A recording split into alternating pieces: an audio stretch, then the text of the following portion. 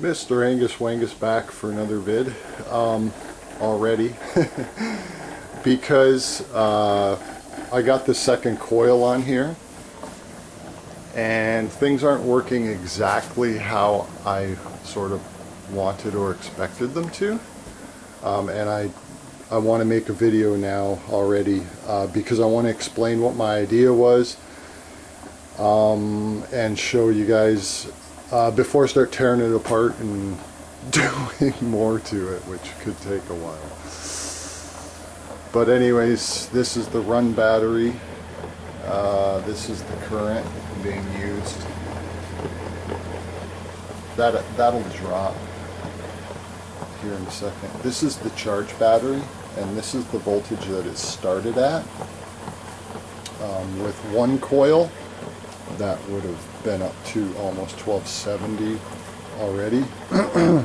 So there's no charge going into this charge battery, but we're using a pretty good current, right? Now, and also with the second coil, now that's in series. Both the run and the trigger windings are in series here.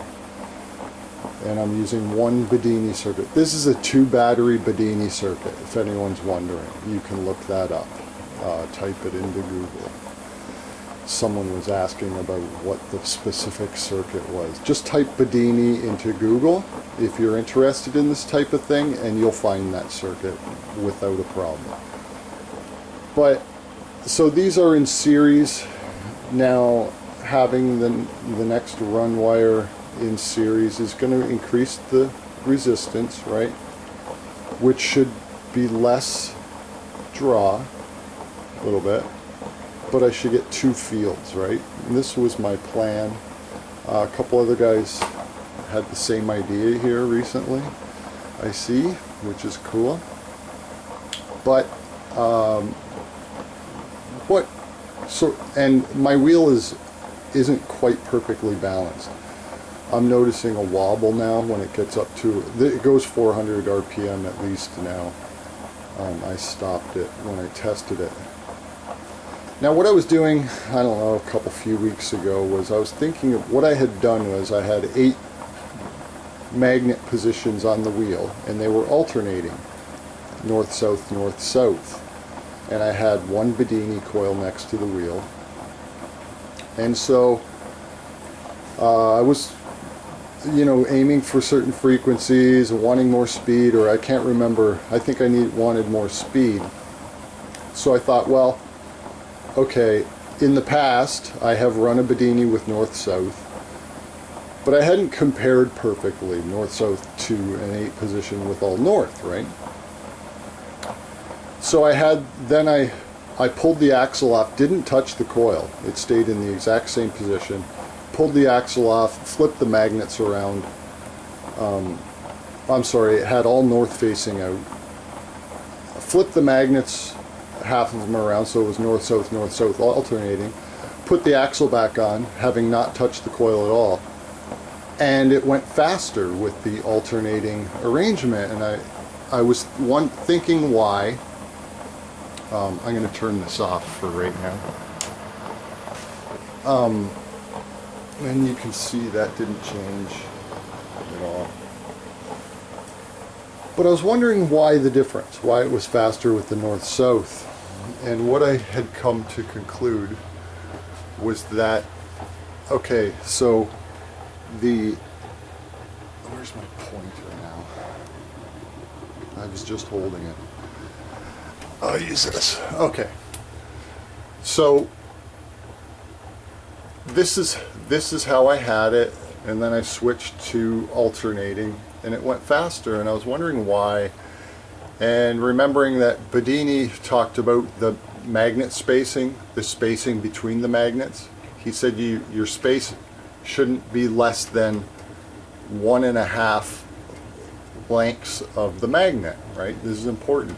If you go less length between the magnets than that, 1.5 lengths of the magnet. If you go less than that, it's not going to perform as well. and much more again the other way, right? And there's a spot there where the interaction between the thumping coil and the spinning magnet going by is best, right? We know that, and guys have experimented with that, moving the coils around and such. So it made sense to me, right? With this arrangement, these magnets are closer than 1.5, right? Magnet lengths between them. So I thought, okay, that's the reason. So then I was trying to think of a way. Now I could put 4 coils around this, right? And turn, with the proper spacing around, take some out. But I was thinking about a way to use that space, right? So my idea was to put it back to alternating.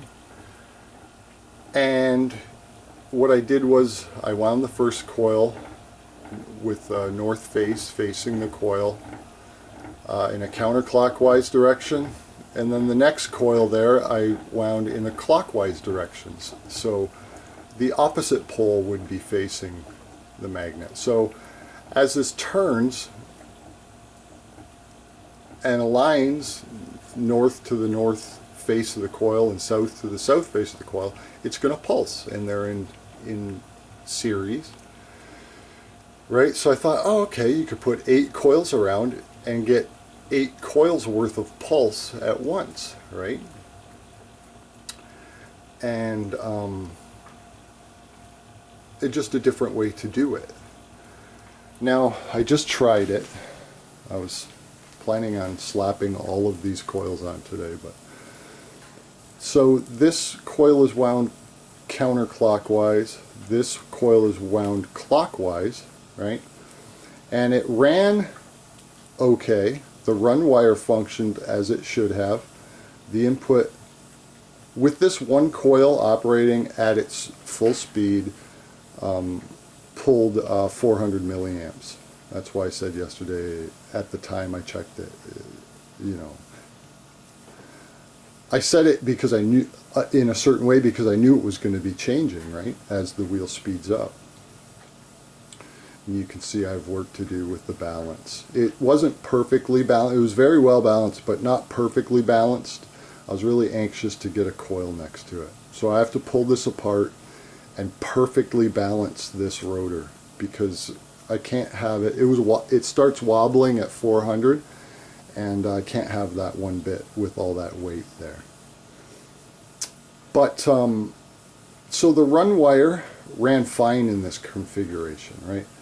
But we see that the trigger wire in that configuration doesn't give any charge to the charge battery. And that was something that I was sort of apprehensive about this working. I actually kind of assumed that that's exactly how that's how I thought it would work. But I wanted to see, so there we go. So there's no reason for me to continue slapping these on in that fashion, because I'm going to end up with no charge. So what I'm going to do, I think, I'm going to pull it apart. I'm going to balance it perfectly, this rotor. And then I'm going to flip these magnets so that they're all north facing out. And I think I'm going to rewind these coils so that they're all the same winding direction, just for simplicity's sake. And then I'm going to throw her back together and start slapping the coils on in series, and it should function fine that way. But wanted to try this with the alternating arrangement. I thought I could get 8 coils worth of push in that space. I thought I found a way to use that space between the magnets, right? And the ideal spacing leaves a space. So that's what I was kind of working at. Here's a real simple picture of what I did, right? The bifilar, one wound one direction and one wound the other direction. Anyways, wanted to share that with you now because I'm going to start pulling it apart and working at it to get it back to a normal config. Still, really, it'll be really interesting when I get all the north facings around it, as Bedini prescribed, right? But I wanted to try this. Wanted to share that idea. It ran good that way, push-wise, creating the field. But the trigger wire canceled each other out, is what it's looking like, and I got no charge. Anyway, wanted to share that with you quickly. I'm going to start pulling this apart. Kind of a letdown because I got to continue the grind here, but fun stuff. There you go. Wanted to share that right away before I start pulling it apart. And I'll have another vid soon.